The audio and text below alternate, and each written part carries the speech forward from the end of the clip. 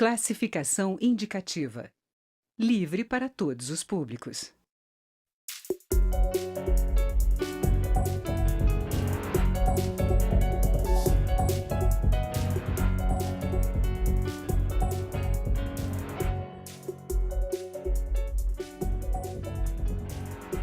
Olá!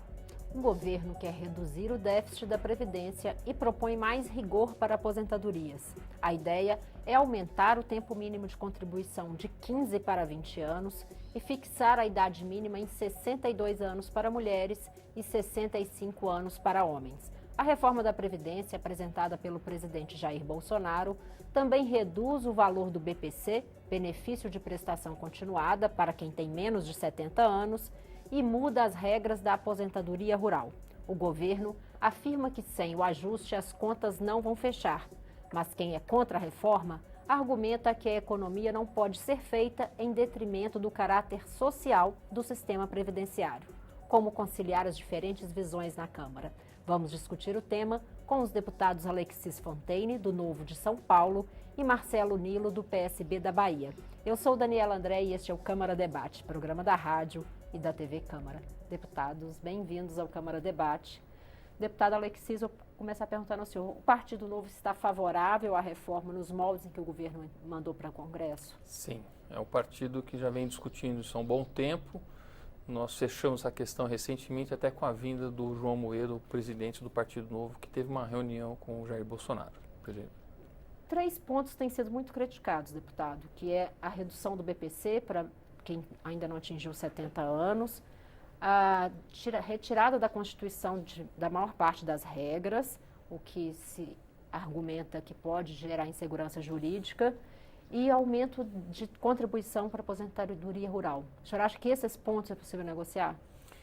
Eu acho que o BPC é um que dá para negociar, né? A gente entende que quem está no BPC gostaria até de receber alguma coisa antes, porque já são pessoas em condições muito difíceis. Então, nós estamos imaginando R$400 para quem não recebia absolutamente nada. Por outro lado, passar para 70 anos para poder ganhar o salário mínimo, que é aquele que ganhava com 65, a gente acha que é um meio exagerado. Então, há possibilidades de mexer nesse item do BPC, é possível. Eu acho que toda proposta, quando colocada, tem que ter margens para negociação. Deputado Marcelo Nilo, e o PSB? Qual a posição do PSB em relação à reforma da Previdência? O que o senhor acha que pode ser negociado? Daniela, Alexis, para mim é uma honra muito grande estar aqui conversando com vocês. O PSB já teve algumas reuniões, mas provavelmente nós vamos fechar questão contra a reforma. Por quê? É uma reforma que penaliza quem ganha pouco e mantém os privilégios. Vocês imaginem a pessoa ganhar salário mínimo, trabalhador rural, sai 5 horas da manhã com enxada nas costas, vai trabalhar. Qual é o sonho dessa pessoa? Se aposentar para ver seus netos crescerem. E essa reforma é perversa. Eles reduzem R$5 no primeiro ano, depois aumentam e ele tem que trabalhar até 65 anos de idade. Ou seja, se você começar aos 20 anos, você trabalha 45 anos para se aposentar, para ter o benefício mais ou menos em média de 7 anos. O BPC, eu diria que eu não vou usar a palavra que o Bolsonaro usava nas reformas anteriores, que ele votava contra e dizia que era desumano. Eu vou dizer que é perverso. Sabe por quê? Você, idoso, ganhar R$1.000, reduz para R$400 e só vai chegar ao 1.000 quando alcançar a idade de 70 anos. No Nordeste, a longevidade é muito menor do que no Sul. Então, essa reforma privilegia quem? Os coronéis, os juízes, os ministros, os desembargadores, os deputados. Eu imaginava que nós íamos tirar de quem ganha muito e deixar quem ganha salário mínimo sem mexer, ou seja, sem aumentar, sem penalizar, porque um servente da construção civil, 8 horas da manhã até 18 horas, ganhando salário mínimo. Aliás, falar em salário mínimo, ontem o Bolsonaro tomou uma medida contra o pequeno. Não vai ter ganho real no próximo ano. Você viver com R$998, não sabe o que é passar fome. Então, eu diria que realmente O governo está sem base porque as medidas são muito ruins. Se o governo mandar projetos bons, ele organiza a base. Porque eu sei que o Alexis, que é um deputado atuante, que defende o governo, eu sei das dificuldades de você defender medidas impopulares. Mas não é o problema de ser impopular, é que é perversa. Se nós fizéssemos o seguinte, porque o que é que eu achava que deveria ser feito? Vamos fazer uma reforma de quem ganha acima de 30 mil reais. Depois vamos fazer de 20 mil reais. Depois vamos fazer de 15, começar por cima. 1% da quantidade, 1% da quantidade dos que recebem o benefício consome 50% da receita da Previdência. Vamos começar por esses e vamos preservar aqueles que ganham salário mínimo, aqueles que passam fome, que trabalham na zona rural. Deputado Alexis, a gente volta à questão inicial. Como conciliar a necessidade de reduzir o déficit público com essa demanda social? Eu fico impressionado com o que eu acabei de escutar, porque essa reforma é justamente para poder pegar os mais ricos e os mais privilegiados e preservar aqueles que já têm o salário mínimo. O trabalhador rural, com quem ele está se mencionando, e é verdade que a vida é muito difícil, ele já se aposenta por idade, não é por tempo de contribuição. Só que hoje, deputado, são 55 anos e passaria a 60 anos de idade. Sim, mas proposta, exatamente, mas concordo que essa questão agora, nós estamos tendo uma diferença entre expectativa de vida e expectativa de sobrevida. Expectativa de vida... Desculpa, só me corrigindo, 55 anos para mulher e 60 anos para homem. Hoje passaria para 60 anos ambos os sexos. Porque, novamente, não pode se pegar a expectativa de vida de um país como parâmetro para poder calcular a aposentadoria. Nós temos que pegar a expectativa de sobrevida. E quando chegamos na sobrevida, ou seja, quantos anos você vai viver após atingir 60 anos de idade, ou 55, ou 60? Nesse número, o Brasil é muito igual. No pior dos estados, que é Maranhão, as pessoas vão até 81 anos de vida de sobrevida. E no estado de Santa Catarina, que é melhor, vão até 83. O Brasil é muito homogêneo nesse sentido. Então a gente começa a pegar o exemplo do lavrador do interior do Maranhão como uma referência para fazer uma nova previdência para toda a população brasileira. Nós estamos pegando a exceção da minoria para botar uma regra para todo mundo. Não é possível mais isso. A barra da idade tem que andar porque a expectativa de sobrevida da população brasileira aumentou. A barra da idade tem que aumentar porque aquele suposto pacto de gerações, que eram as famílias terem 6 filhos, as pessoas morreram aos 70 anos, ela não existe. Então há um desequilíbrio enorme nessa barra. Por isso que tem que ser feito isso. As pessoas estão gozando muito mais de benefícios do que estão contribuindo. E quem paga isso é a sociedade em forma de impostos. Porque quando há um buraco, um déficit na Previdência, de onde que vai sair esse dinheiro? Do Tesouro Nacional, que é puramente impostos sobre consumo, sobre renda, sobre propriedade, sobre uma série de outros. Então não é possível que a gente vai ficar alimentando esse tipo de coisa. O que nós temos que pensar é que essa idade mínima de aposentadoria está pegando principalmente aqueles que se aposentam por tempo de contribuição, que são pessoas que tiveram emprego a vida inteira. Aquelas pessoas que estão muito bem, obrigado, e que se aposentam com 45, 50 anos de idade, dependendo da profissão, se for um professor, se for um funcionário público. E que depois, com sobrevida de 85 anos, ele está aproveitando um monte do sistema. A barra tem que andar, porque hoje são essas pessoas privilegiadas, aquelas que se aposentam muito cedo, com 50, 51 anos de idade. Eu tenho 50 anos de idade, eu estou assim, no meu pleno poder, capacidade de produção para a sociedade. Nós não podemos agora querer aposentar uma pessoa como eu, que vai começar a aproveitar de um sistema. Mas tem uma discussão que não foi colocada até hoje e que acho que é a mais importante de todas. O problema, sabe qual que é de fato? Que as pessoas reclamam, mas não percebem que estão reclamando isso? É a falta de mercado de trabalho para pessoas acima de 50 anos de idade. Essa seria uma discussão muito honesta e muito correta dentro da Previdência. Por quê? Porque Previdência não é seguro-desemprego para quem tem mais do que 50 anos de idade. Nós temos que cuidar de um mercado que tenha trabalho para essas pessoas. Quando a gente vai nos Estados Unidos, outros países da Europa, eu brinco até que a gente entra na American Airlines, entra no avião da American Airlines, não tem aeromoça, lá tem aerovelha. São todas moças de cabelo branco trabalhando plenamente. Você vai nos cassinos de Las Vegas, as pessoas têm idade, 70, 75 anos e estão trabalhando tranquilamente. No Brasil, se você contratar uma pessoa com 70 anos de idade, você é contratado como um explorador desumano que quer explorar aquela pessoa vulnerável. Deputado Marcelo Nilo, queria trazer então esse ponto aí que o deputado trouxe para discussão.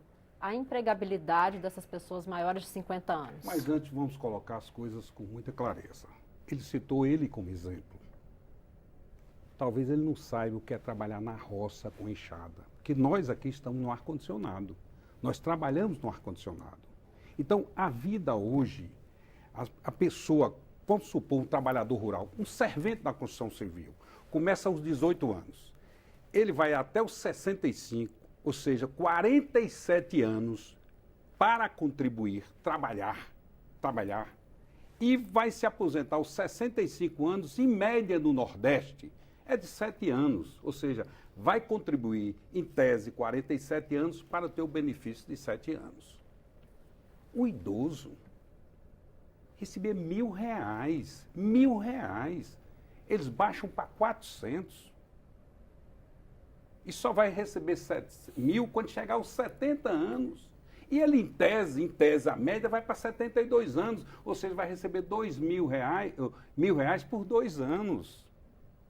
É um projeto da Previdência que, tudo bem, você aumenta até 22. Deputado, o senhor acha que poderia haver regras diferentes para quem ganha até um determinado valor? Quem ganha um salário mínimo? Claro! Ou quem ganha até 5 ou determinadas regiões para poder Claro. conciliar aí essa visão de Você que não tem pode casos... comparar laranja com banana. Você não pode comparar um trabalhador rural com uma pessoa que trabalha no ar-condicionado. São pessoas completamente diferentes. Uma coisa é nós estarmos aqui, como nós estamos trabalhando, com cinegrafistas, mas nós estamos no ar-condicionado. O trabalhador rural, que eu sou da roça, eu nasci no sertão mesmo. Muitas vezes eu vi uma senhora e um senhor saindo 5h30 da manhã com a enxada nas costas.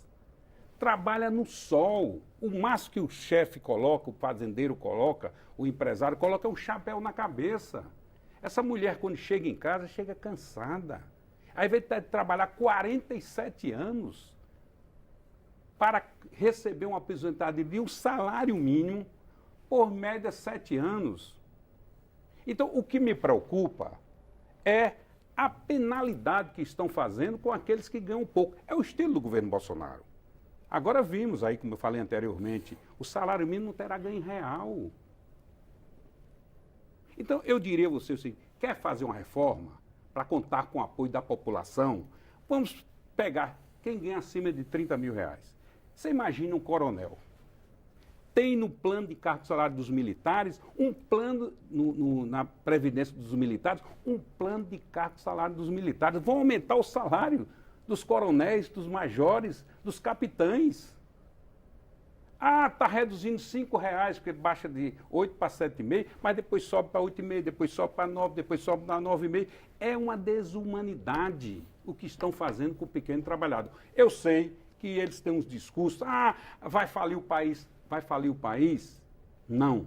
Vamos cobrar dos grandes, vamos cobrar dos devedores da Previdência, que a gente resolve o problema da Previdência. A gente vai ter que fazer um pequeno intervalo. Câmara Debate fala hoje sobre reforma da Previdência. Nós estamos ouvindo os deputados Alexis Fontaine, do Novo de São Paulo, e Marcelo Nilo, do PSB da Bahia. Continue conosco.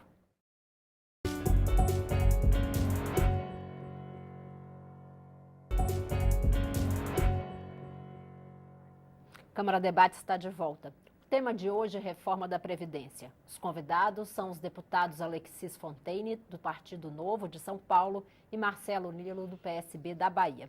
Deputado Alexis, no bloco anterior a gente falava um pouco sobre essa diferença entre o trabalhador urbano, o trabalhador rural e a diferença salarial. O senhor acha que é possível se estabelecer regras diferentes para quem tem um rendimento até um salário mínimo, ou é o trabalhador do campo e o trabalhador urbano? O senhor acha que dá para graduar essa reforma? Eu acho que dá. Agora, o deputado muito bem falou, né? Ele fala muito sobre o lavrador, trabalhando na roça e tudo mais. Eu gostaria que o senhor soubesse que eu também trabalhei na construção civil, então bateu muito sol na minha cabeça também, já levei muito couro, comi muita poeira. Então essa questão de roça, ar-condicionado, eu não acho uma discussão saudável, porque nós não vamos fazer uma previdência para quem está no ar-condicionado ou quem vai para fazer está na roça. Acho que na roça, que a gente acredita que tenha realmente uma condição mais insalubre, necessária e mais desgastante, e aí nós não discordamos, a gente concorda com isso, tem que ter um processo, uma política de assistência. Essas pessoas precisam de assistência. Mas o Brasil não é mais um Brasil rural. O Brasil é um país do serviço, da indústria, onde as pessoas estão nas cidades.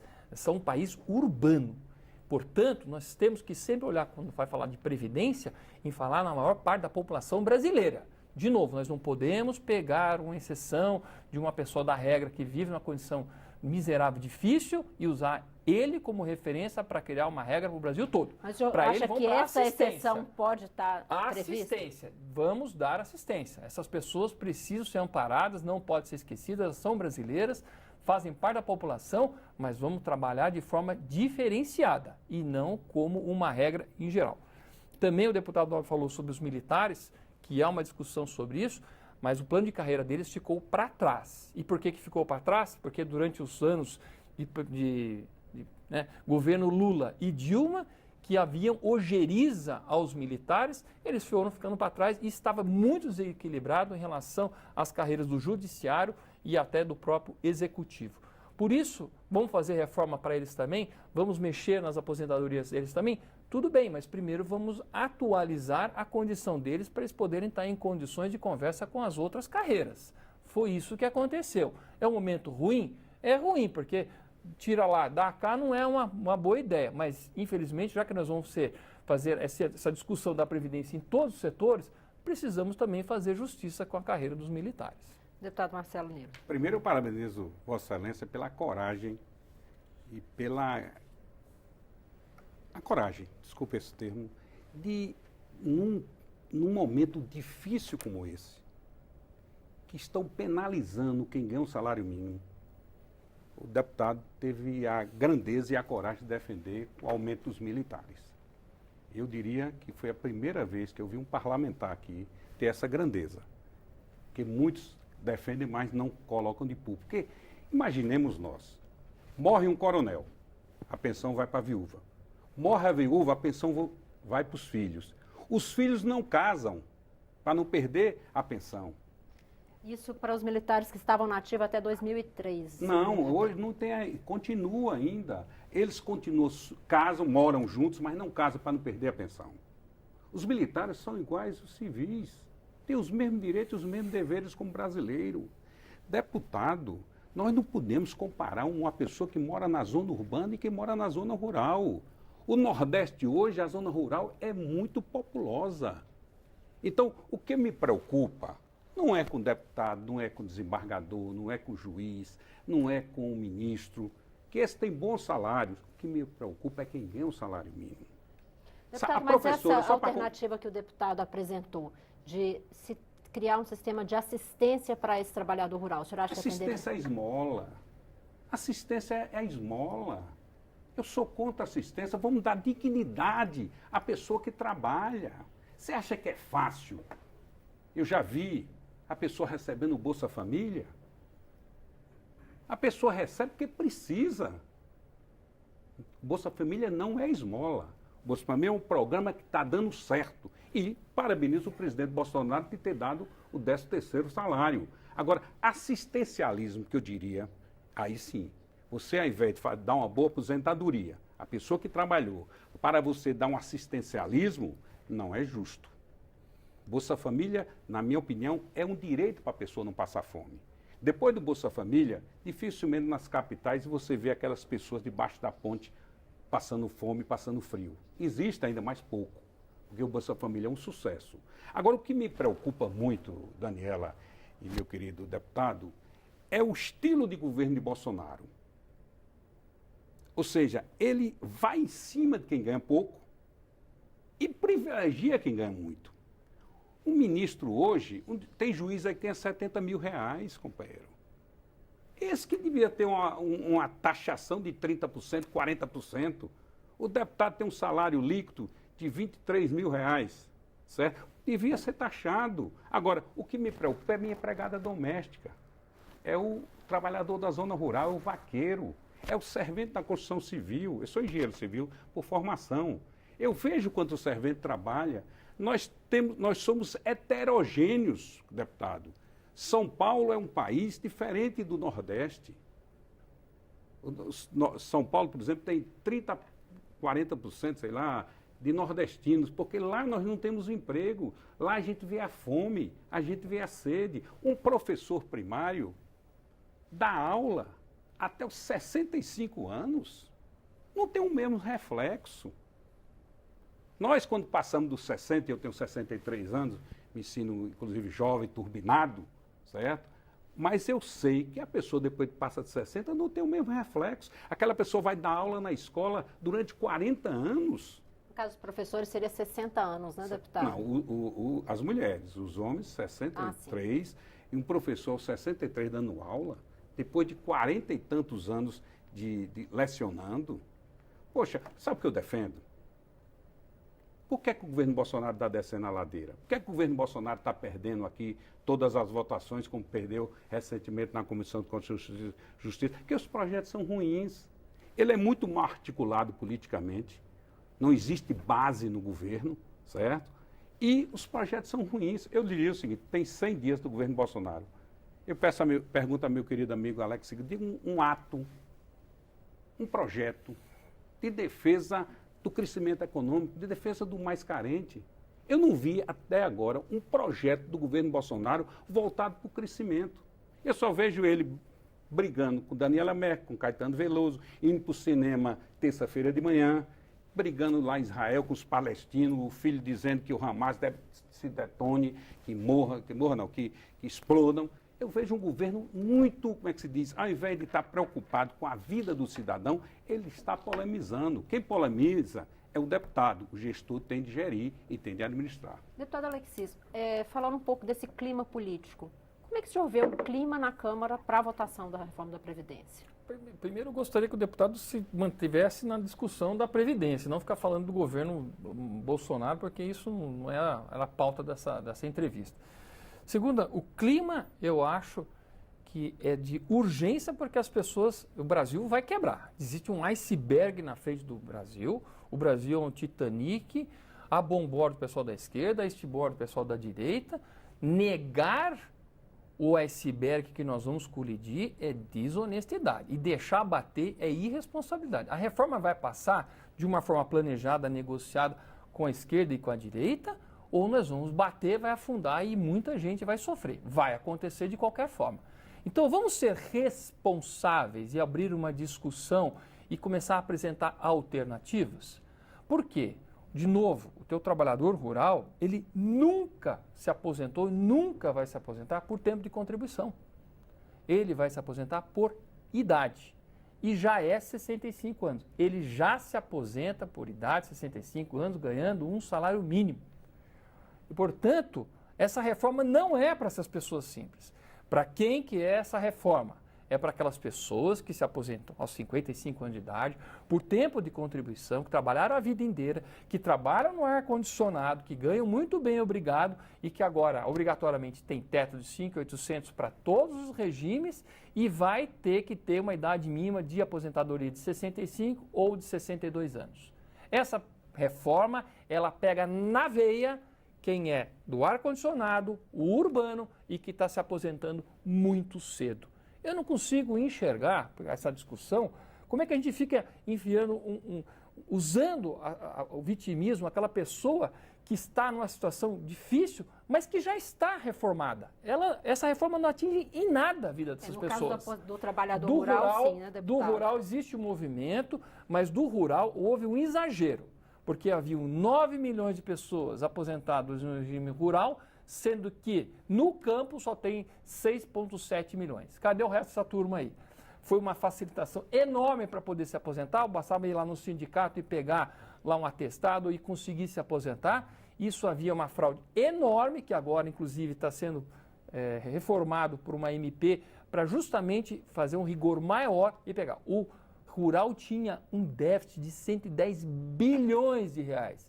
Vamos entender que quando é déficit, é dinheiro que sai dos nossos tributos e toda a sociedade para pagar o rural. Tem que ter um déficit lá? Com certeza vai ter um déficit lá, porque nós precisamos dar assistência às pessoas que trabalham lá. Eu reconheço isso, mas não da forma que está acontecendo. Muita gente que era empregada doméstica na cidade não queria nem ser registrado, porque já estava programado há X meses ou X anos, conseguir uma aposentadoria rural e conseguir ganhar. Fraude clara e pura. Repito, essa reforma é para pegar as pessoas que se aposentam muito cedo. O principal motivo dessa reforma é mexer na barra da idade mínima e estabelecer uma idade mínima de aposentadoria que em qualquer lugar do mundo tem, só no Brasil que não tinha. Deputados, o tempo é muito rápido, então eu vou dar 30 segundos para cada deputado fazer suas considerações finais. Não, o senhor vai ter agora a resposta a ele. Veja bem, deputado. Vossa Excelência diz que é para atingir os grandes. O idoso está ganhando R$1.000. O projeto do governo Bolsonaro baixa para 400. Baixa para R$400. Isso atinge quem? O grande atinge o pequeno. Os municípios pequenos. É assistência, não é aposentadoria. Mas vocês estão tirando. Os municípios pequenos, Daniela, vivem de quê? O Nordeste.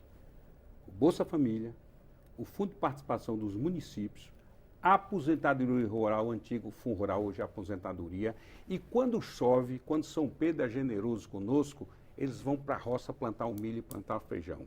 Se você penaliza o idoso, penaliza o trabalhador rural, sabe quem vai ser prejudicado? Os municípios pequenos, que só compra no comércio dos municípios pequenos o pobre, o humilde, o carente, o rico, vai comprar nas grandes cidades. Essa reforma acaba com os municípios pequenos do Brasil, principalmente no Nordeste, que é o Sul.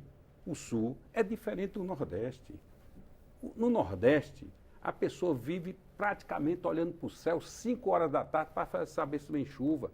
Nós não vimos essas chuvas aí que caíram no Nordeste, foi a salvação nossa. Porque, infelizmente, nos últimos 7 anos, todo mundo perdeu a safra. Então, a pessoa vive hoje do quê? Do Bolsa Família, do ser funcionário da prefeitura e da aposentadoria rural. Se nós maltratarmos essas pessoas, certo? Em detrimento de coronéis, de majores, de juízes, de deputados, nós teremos 2 Brasis. O Brasil dos ricos, que trabalha no ar-condicionado, e o Brasil dos pobres, que trabalha na enxada, que é servente na construção civil. São mundos completamente diferentes. Eu sou um privilegiado. A senhora é privilegiada, ele é um privilegiado. Os cinegrafistas que estão trabalhando são privilegiados. Porque não estão passando fome, porque a pessoa viver com R$980, viver com R$1.000 do BPC e baixar para R$400, desumanidade não é a palavra correta, é desumano e perverso que o que eles estão fazendo com o povo brasileiro através dessa reforma. Deputado Alexis, 30 segundinhos para a gente encerrar. Eu acho que nós temos que ter 2 elementos nessa discussão da nova Previdência: honestidade e responsabilidade. Negar que não tem expectativa de sobrevida e que o Brasil, nesse sentido, é igual, é desonestidade. Negar que não existe mais pacto, que existe o pacto de geração, quer dizer, que as pessoas ainda têm 6 filhos e morrem 70, é mentira. Acabou esse pacto há muito tempo e tem que reconhecer isso, que há um desequilíbrio. E também negar que o pobre, ele se aposenta por idade e não por tempo de contribuição, é desonestidade. Então, havendo honestidade e responsabilidade, nós vamos fazer uma bela reforma para todos os brasileiros, seja ele do ar-condicionado, seja ele da roça. Tá, temos que encerrar. Não, 30 segundos. Minha querida Daniela, o povo é contra essa reforma. 22 deputados que votaram na comissão a favor da reforma de Temer, que era muito mais branda, só se reelegeram 3. O Bolsonaro desceu a ladeira, porque o povo percebeu que ele realmente está preocupado com a elite, com aqueles que têm altos salários. Deputados, vamos ter que encerrar. Já deixo o convite para os senhores retornarem e a gente falar dos outros pontos da reforma aí, que é bastante profunda. O Câmara Debate termina aqui. Eu conversei sobre reforma da Previdência com os deputados Alexis Fontaine, do Novo de São Paulo, e Marcelo Nilo, do PSB da Bahia. Você pode rever essa e outras edições em nossa página na internet ou no YouTube. Eu sou Daniela André e este é um programa da Rádio e da TV Câmara. Obrigada pela audiência e até mais.